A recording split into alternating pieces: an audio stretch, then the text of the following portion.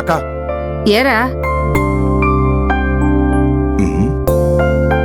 అక్క నిన్ను చూస్తుంటే నాకు చాలా ఫన్నీగా ఉందక్క. ఎందుకురా? ఈ వయసులో నువ్వు ఎగ్జామ్ రాయటం ఏంటక్క? ఎగ్జామ్స్ ఏంట్రా? నేను తింగరోడ్లా కనిపిస్తాను గాని చాలా మేధావినక్క. సీరియస్ గా చదువుతున్నావు, బుక్ లో నోట్ చేసుకుంటున్నావంటే నేను ఈ మాత్రం కనిపెట్టలేనా?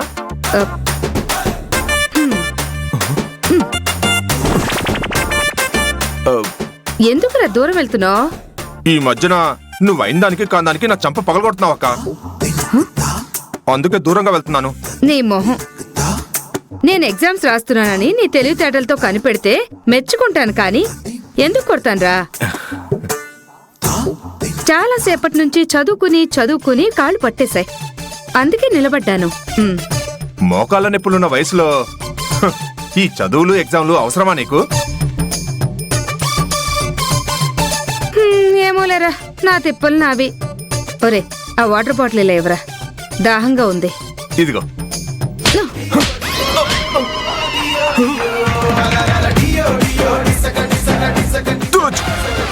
కొట్టని చెప్పి మాట తప్పావు కదక్క.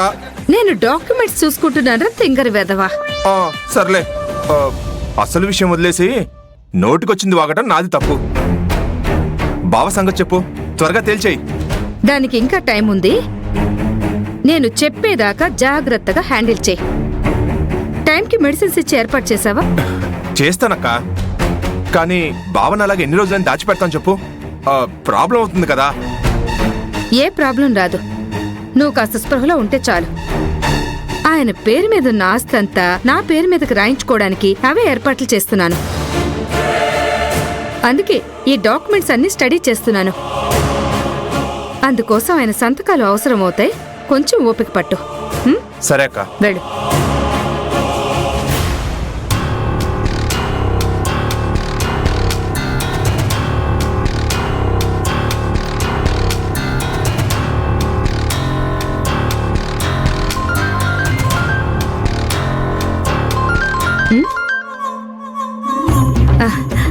హలో, ఇద్దరు కోడళ్ల ముద్దుల అత్తగారు ఎలా ఉన్నారు? ఆట పట్టిస్తున్నారా నీలాంబరి గారు? జ్యోతి నా కోడలేంటి? మీరు ఒప్పుకోకపోయినా విడాకులయ్యేదాకా మీ కోడలే కదా.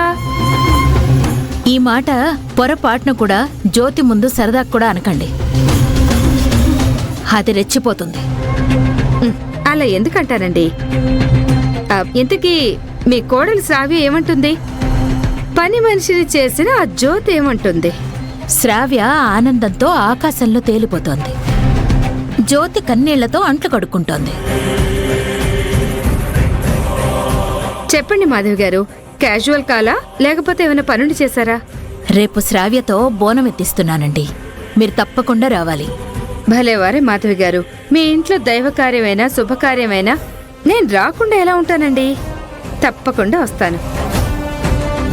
రేపు మార్నింగ్ వచ్చేస్తాను, కలుద్దాం మరి. అలాగేనండి, ఉంటాను. అలాగే.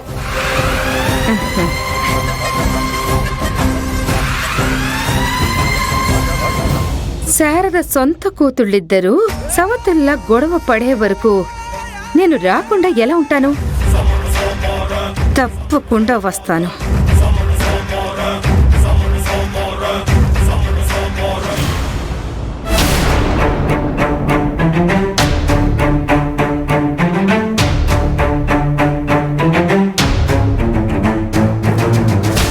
రంగారమణ ఫోటో తీసుకొస్తానని షాపు తను వెయిట్ చేయమన్నాడు, ఇంకా రాలేదేంటి?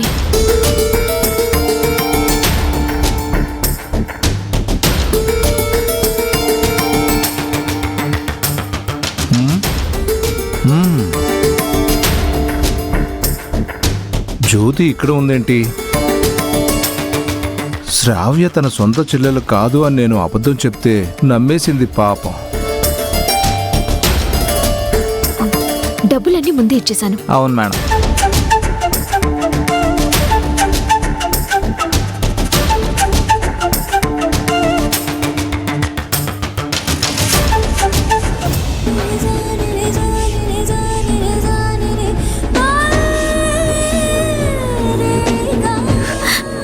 ప్రేమ నీ పెంపకం ఎప్పటికీ మర్చిపోలేనమ్మా. మీరిద్దరూ లేని లోటు నాకిప్పుడు బాగా తెలుస్తుంది.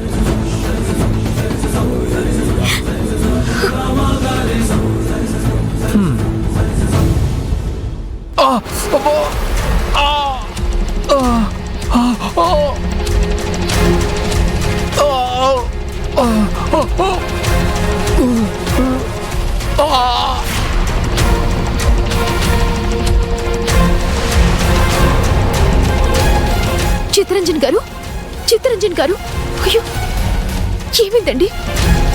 కళ్ళు తెరవండి. సాయం చేయడానికి కూడా ఎవరు లేరు.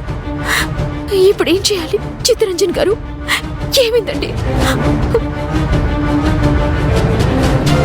ఎవరైనా సడన్ గా స్పృహ తప్పి పడిపోతే కొన్ని సందర్భాల్లో సిపిఆర్ రక్షిస్తుంది.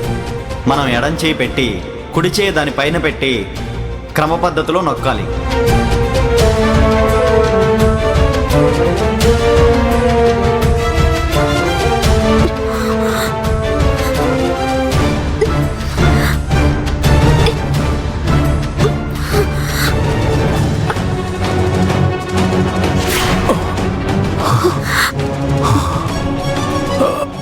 అమ్మయ్యా, జాగ్రత్త. ఏమైంది చిత్తరంజన్ గారు? సడన్ గా అలా పడిపోయారు. గుండె కాస్త నొప్పిగా అనిపించి నాకు తెలియకుండానే పడిపోయానమ్మా. నేనైతే చాలా కంగారు పడిపోయాను. టైంకి సిపిఆర్ చేయాలని గుర్తొచ్చింది కాబట్టి మీకేం కాలేదు. హాస్పిటల్కి వెళ్దామా? ఇంత మంచి మనిషిగా నేను అబద్ధం చెప్పి ద్రోహం చేసింది. పర్లేదమ్మా, నేను హాస్పిటల్కి వెళ్ళి చెకప్ చేయించుకుంటాను. చాలా థ్యాంక్స్ జ్యోతి, నాకు పునర్జన్మనిచ్చావమ్మా. నీ రుణం ఈ జన్మలో తీర్చుకోలేను. అయ్యో, అంత పెద్ద మాటలు ఎందుకండి? సాటి మనిషికి కష్టాల్లో సాయం చేయకపోతే మనం మనుషులం ఎలా అవుతాం?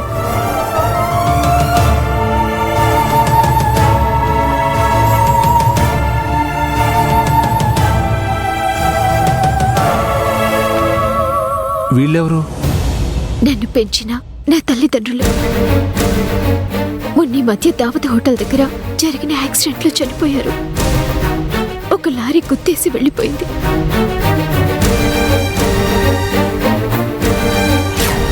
ఒక భార్యాభర్తల్ని చంపమని నీలంబరి గారు ₹1,00,000 ఇచ్చారు.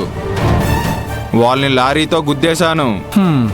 ఆ నీలాంబరి అకౌంట్లో 2 అమాయకులు బలి.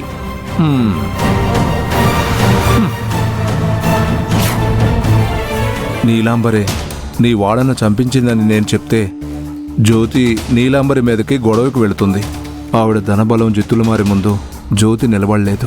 అన్యాయంగా తన లైఫ్ పోగొట్టుకుంటుంది.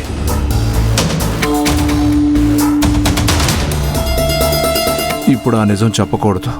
అలాగే జ్యోతి సొంత చెల్లెల్నే పరాయి మనిషిని నాతోనే చెప్పించింది ఆ నీలాంబరి.